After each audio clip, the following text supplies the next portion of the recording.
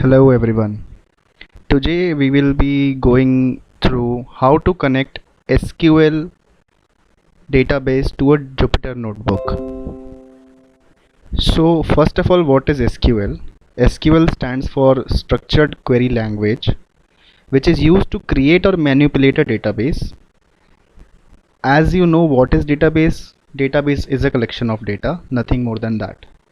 So with the help of SQL queries, you can manipulate the database for like a very huge amount of data as well as a short amount of data, whatever you require, as well as it also saves the human intervention in it. For example, you need to export a thousand list of people who are vaccinated today. So you no need to write control C, like control copy the name and then paste the name, then copy the vaccine name and paste it in the vaccine column. So it would be a simple query, and then your data will be transported to the database. So now we will see how to first connect to a database with the Jupyter Notebook. This video is all about it and we will keep it short.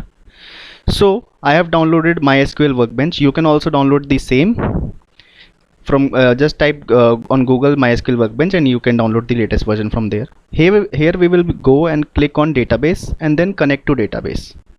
Okay, the host name will be localhost and the username will be root. Okay, and now we will whatever you can write here, you can do that. It doesn't matter.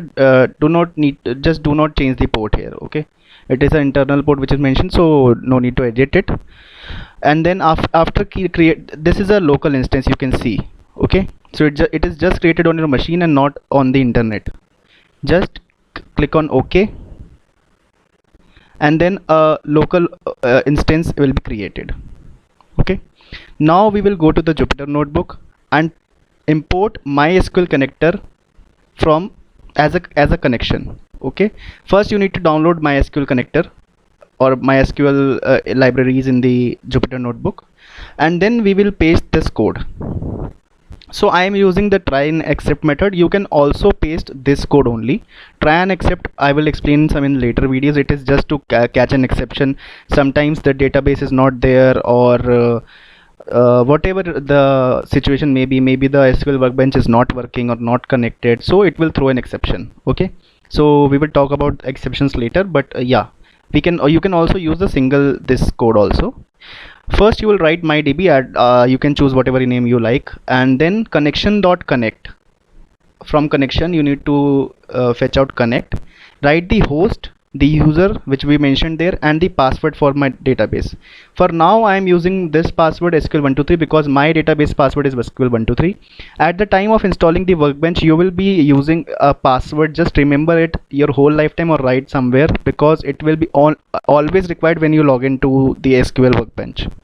Okay, then I am posting a query, create database, which name is test, whose name is test. So further I'll explain cursor in next videos, but yeah, cursor is used to write the queries. You will be glad to know that we can only write queries from here in Jupyter Notebook, and it will be posted in this database. Okay, so now we will run this code, and we can see a new database would be created with the name test.